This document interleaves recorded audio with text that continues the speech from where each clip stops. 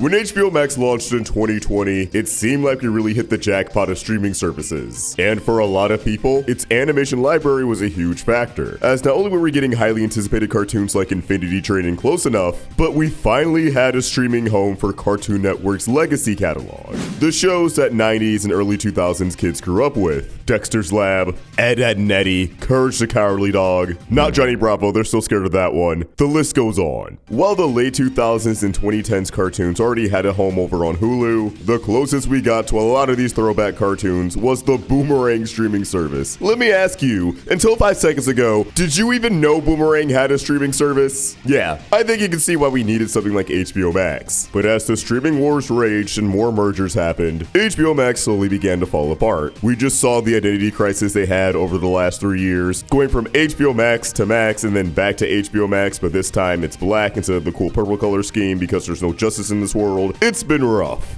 It really didn't take long for Max to turn their back on animation, including their Cartoon Network catalog, as over the last couple of years, we've seen their Cartoon Network offerings get slowly chipped away until they were left with basically nothing. Because as of last night, Courage the Cowardly Dog and What's New Scooby-Doo have been removed from HBO Max, meaning that Cartoon Network's catalog is practically non-existent. All of the throwback content has been removed, and all that remains are acquisitions, Adventure Time, and 3 seasons of Craig of the Creek. Not even the whole show. Can we even call this the Cartoon Network section anymore? We have 2 actual Cartoon Network studio shows. Villainous, which is a Cartoon Network show, but it's not made at Cartoon Network Studios in the US. I'd still count it though. Honestly, it's pretty neat that it's made it this far. Oh wait, and We Baby Bears. I don't want to do We Baby Bears dirty. Unlike the original, it's definitely not for me, but I'll give it its flowers. Then you have Total Drama Island, Total Drama Rama, and a Total Drama Rama special, which I think We Baby Bears might be a special as well, and not the whole series, which is just ridiculous if you ask me, but you get the idea. The shows that you think of when you hear Cartoon Network is no longer on the platform that's owned by the same parent company.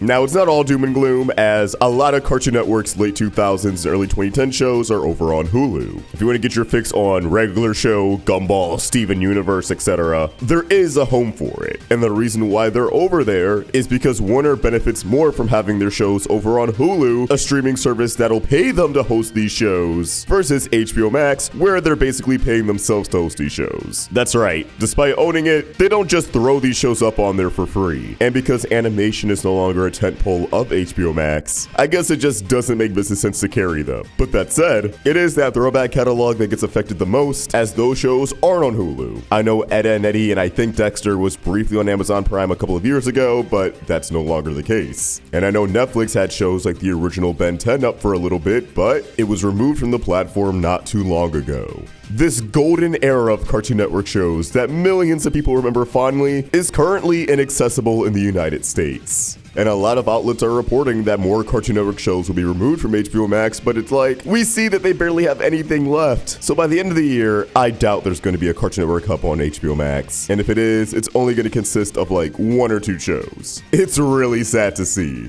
I just can't help but view this as a colossal fumble, because having these throwback cartoons on HBO Max felt like an easy slam dunk. While I do think it's true that the average Joe can grow out of following new cartoons, those childhood cartoons will always have a special place in their hearts. And it felt like they served as an easy gateway for people to get into the new animated stuff. Not necessarily the new kids cartoons, but again, stuff like Scavenger's Reign and Fired on Mars and Close Enough. Overall, it's just really disappointing to see, especially because if you look at the competition, Disney still has a lot of Disney Channel and Disney XD productions on Disney Plus. Nickelodeon has their content spread across Netflix and Paramount Plus. Cartoon Network has a fraction of its catalog on Hulu, but a lot of the heavy hitters that put them on the map are just nowhere to be seen. And that's just on top of how crazy it is that Disney Plus has more Cartoon Network shows in total than HBO Max, because Disney Plus has Hulu's library built into it now. It's just a bummer, but I really hope one of these other big streaming services take initiative and rescue those old 90s and early 2000s cartoons. Obviously, Hulu would make the most sense since they're taking over Cartoon Network's future, but who knows, maybe Prime Video will throw their hat back into the ring. They already got the new Steven Universe show, so might as well make Cartoon Network's presence a little more known on their platform. But man, oh man, it's just sad to see how far HBO Max has fallen. This really was my favorite streaming service when it launched, and now everything you hear about the streaming service is just sad.